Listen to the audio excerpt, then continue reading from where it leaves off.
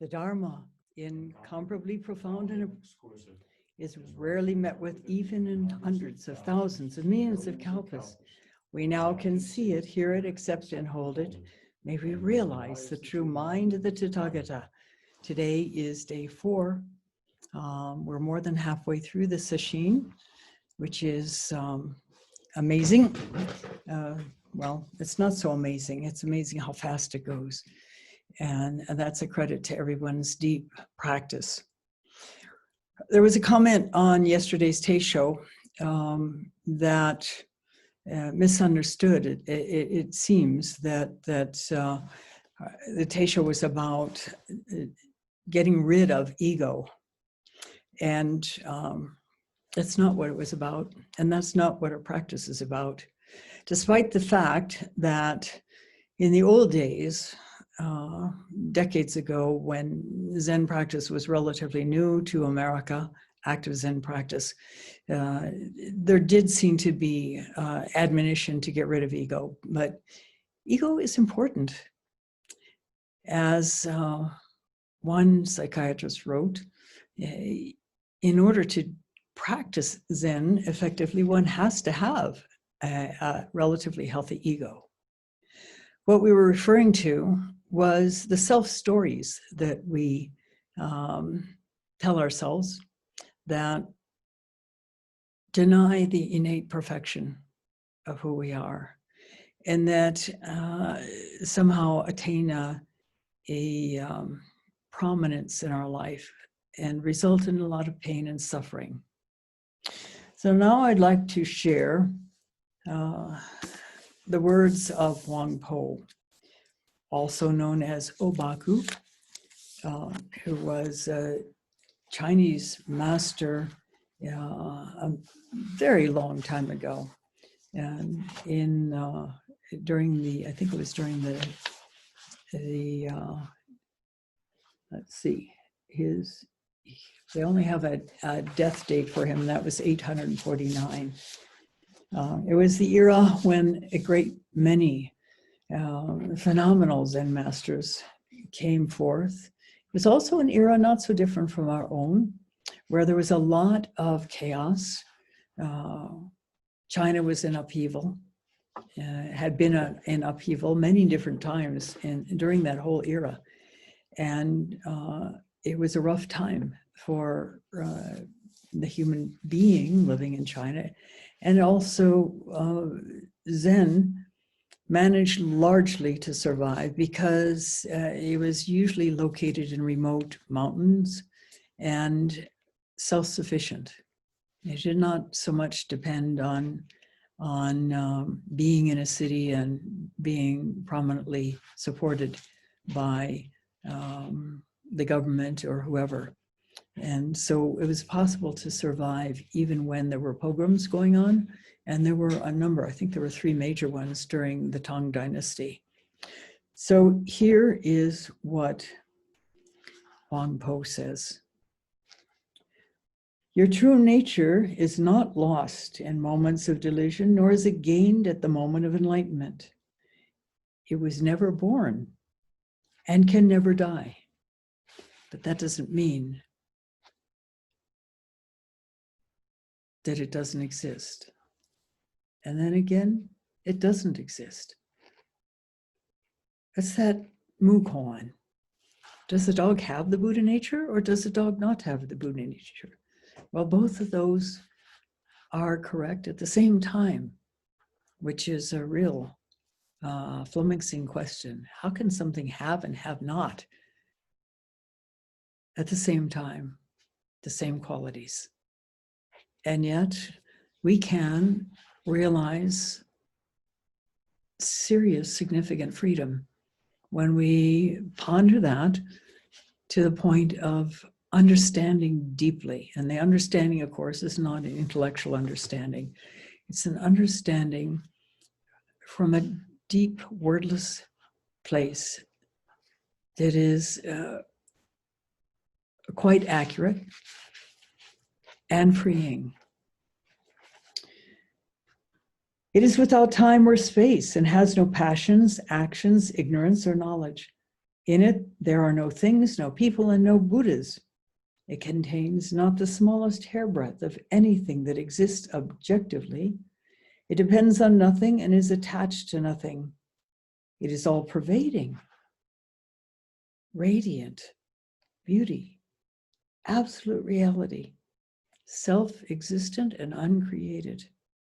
How then can you doubt that the Buddha had no mouth to speak with and nothing to teach, or that the truth is learned without learning? For who is there to learn? It is a jewel beyond price. But it's covered up through our conditioning. As you've heard so many times, we're born, and right even in the birth process, even before the birth process, now it's known that infants are impacted by what goes on around them, by the mother's moods, by the mother's physical condition, by all kinds of things. And this plays out over life. If we're truly fortunate, we have loving parents who are healthy and nurturing, but most people fall a little bit short of that. And unfortunately, too many people fall way short of that. And so as we have these different experiences growing up, we draw conclusions about ourselves as a result, and we create a story of who we are. And that story can often drive things like depression, like narcissism, and other psychological challenges. But it's all a story overlaid reality.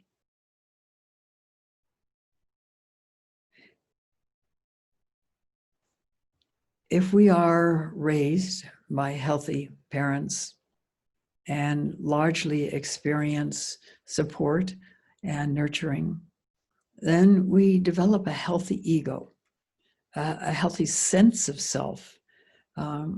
As well, we can still have that overlain with ideas about who we are, stories. And particularly when we start going to school and some people are bullied, there is such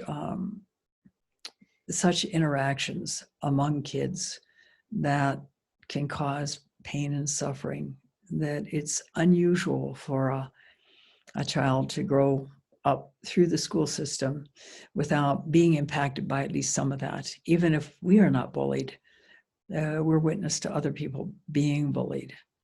And there are all these competitions. We're taught to weigh and measure ourselves. And we're weighed and measured all the way through school. We get grades. I did go to one school of the many schools I went to where there were there's a excellent, successful, and unsuccessful. Those were the grades. But even that is measuring. And then it gets to A, B, C, D, F again, or A plus versus A, or versus A minus. And we're comparing ourselves to some arbitrary measure. I'm not quite sure how it could happen otherwise. Although children do learn, small children do learn, and there was a movement in England many, many years ago to help children learn simply by being and doing. Yet I suspect still there was judgment involved. At least judgment on the part of one's peers. And we experience judgment all the time. There is a place for judgment, but not to the degree that we experience it or mete it out. And so we have, as I said, this overlay that seemingly defines us and that we act out of.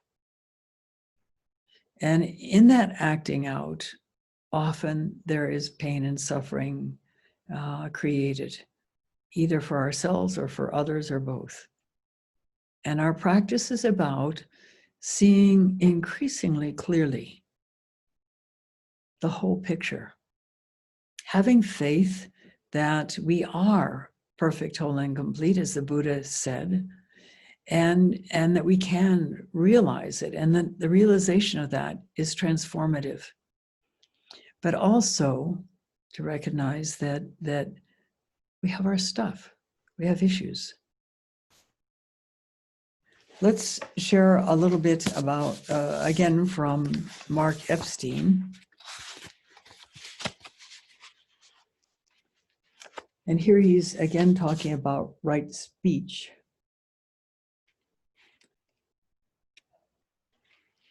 Right speech, in my interpretation, asks us to pay attention to how we talk to ourselves about this inevitable aspect of life, how we exaggerate its implications.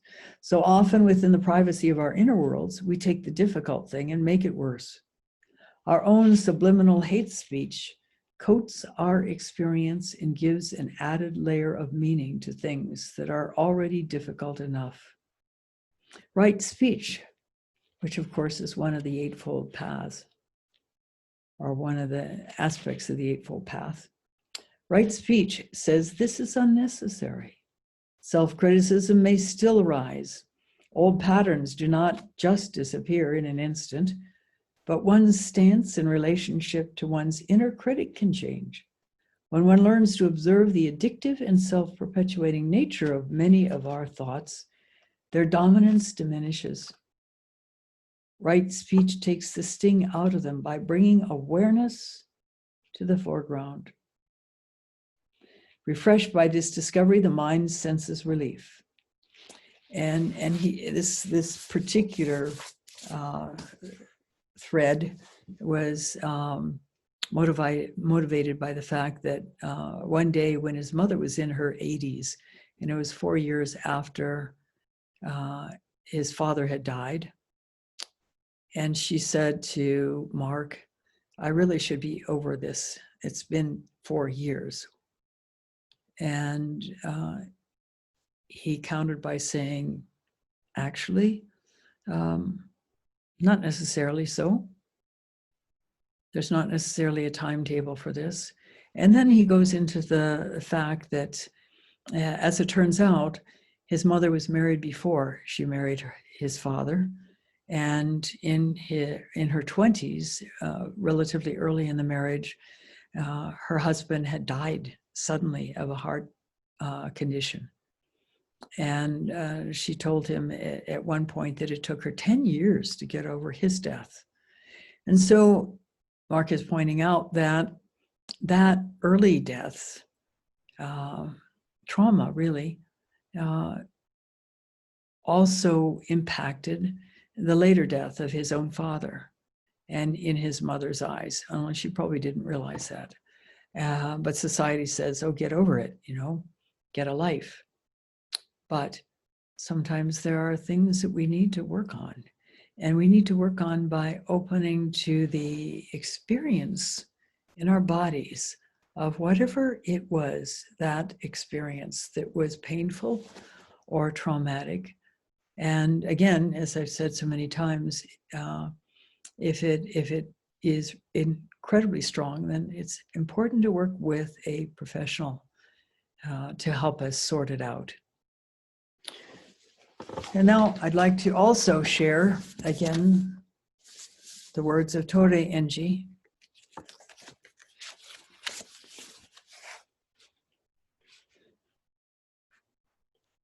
Followers of the Buddha, the wisdom of the Tathagata, which is the Buddha, is also like this. It is free, unhindered, and of benefit to human beings. It is contained in their very bodies. But alas, since they foolishly indulge in vain fancies and clinging attachments, they're not aware of it. cannot realize it, and thus cannot reap the benefit of it. But as the Buddha discovered, there is a way out. And he went through all the various investigations of his history, his conditioning, and so on. There's some more.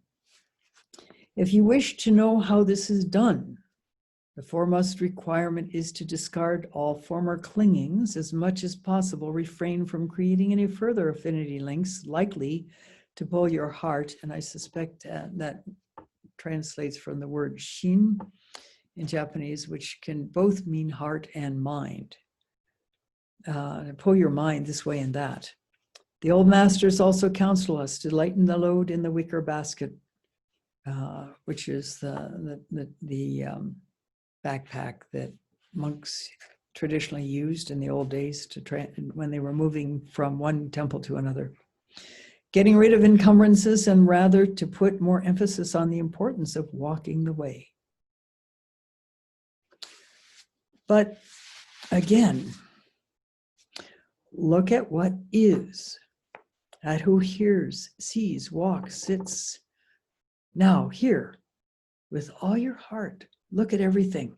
Look at everything, but look at it as if you're a reporter who's just landed on Mars, and you know nothing about Mars. You know nothing about whatever inhabitants might reside on Mars, and so your openness, you have no preconceived notions about it, and you look in your own mind in the same way, rather than replaying the old stories. When the sensations come up that would translate into feelings, for example, depression or anger or whatever, tune into your body. Stay present. Examine. Again, as if you were that reporter landing on Mars. Investigate from a new perspective. Is this true? And what does it feel like? And where did it come from? And who am I that feels this? And in this way, you will begin to gain insight into those stories. And as you gain insight, you'll be able to let them go. This is what enlightenment is about, really. And enlightenment comes on a whole, well, from here all the way to here,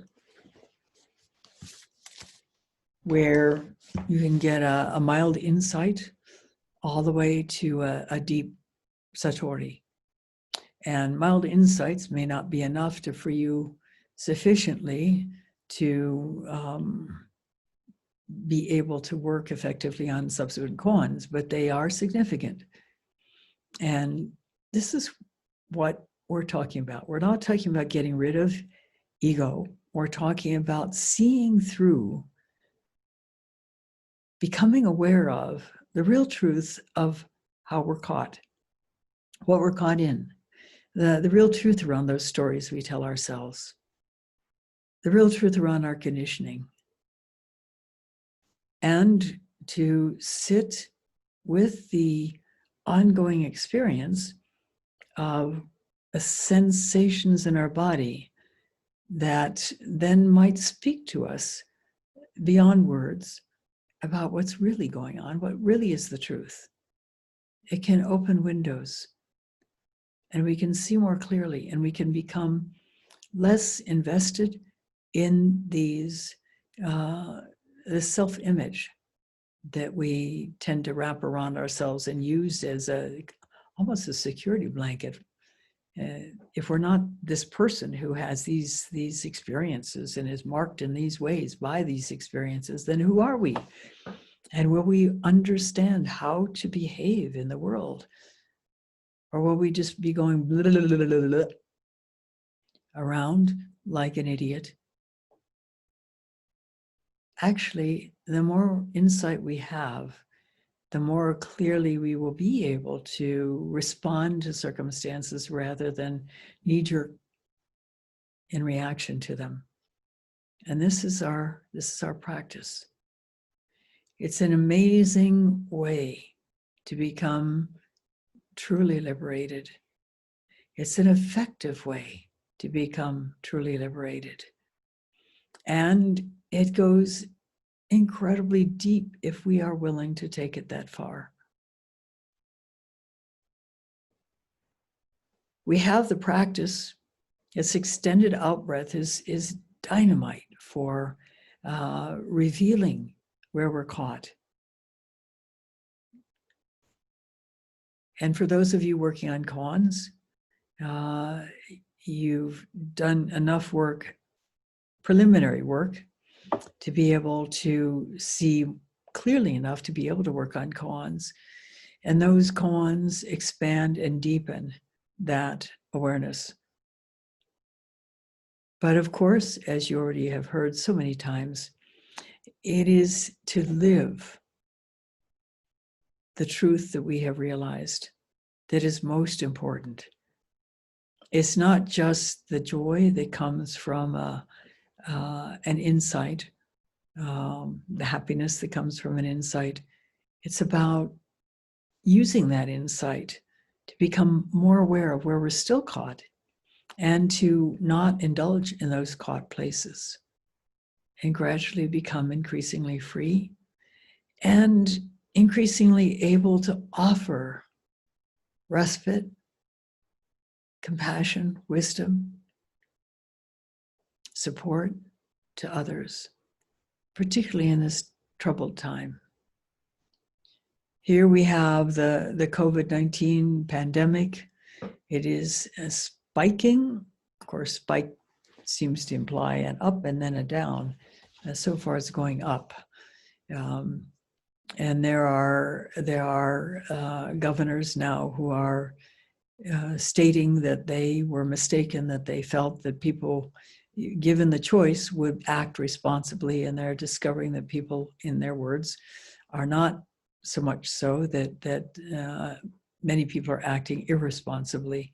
And so the coronavirus continues to rage to the point where it's testing the capacity of our hospitals, of our health community, and so on. And then, of course, we have the political scene, whichever side you're on, which is chaotic as well.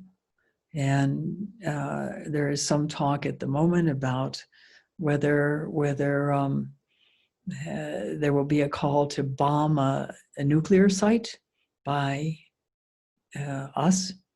And that brings up a specter of some pretty serious results. Again, whatever side you're on, it's a time of chaos. It's a time of stress. It's a time of pain and suffering. Unlike what we've experienced yet in this country. And again, it's the most incredible time for practice, because we can be free enough of our own stuff that we can offer the most effective response to any of these situations, and to be there for our fellow human beings. Innate in human beings is compassion as well as wisdom, and both need to go together. Otherwise, compassion really is pity, and that's different. True compassion works to help relieve suffering. And we are capable of that, and we are increasingly capable of that the more deeply we practice. And it involves seeing where we ourselves are caught in our own suffering, sorting it out, not through intellect, but sorting it out through practice and through deepening understanding, a wordless understanding that allows us to become increasingly free. So it's not about getting rid of our ego. It's about uncovering the amazing beingness that we are and living that beingness in everything we do or say or think. So this is a kind of a short teisho. That's fine. It's important to get back to work. And again, thank you for listening. And keep going, because it is so worth it. And you are all to be deeply commended for being willing to walk this path and face whatever adversity you're facing as a result. And of course, not all Zen practice is full of adversity. Sometimes there's ease. But the most important thing is clarity. Seeing where we're caught, working to let it go, working to live in a way that we're not acting out of caughtness. Thank you for listening. We'll stop now and recite the 4 vows.